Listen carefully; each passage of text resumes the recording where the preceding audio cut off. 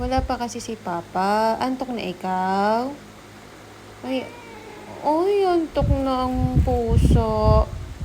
Antok ng bebe ko.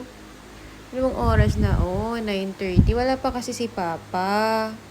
Hintay natin. Ha? Maki? Hintay natin si Papa. Ha? Antok ka na? Gusto mo nang mag-aircon eh. Ha? Maya-maya dadating na si Papa, ha? Oo, kuwawa naman. Nainita na? Init na ikaw? Ha? O antok ka na? Antok na.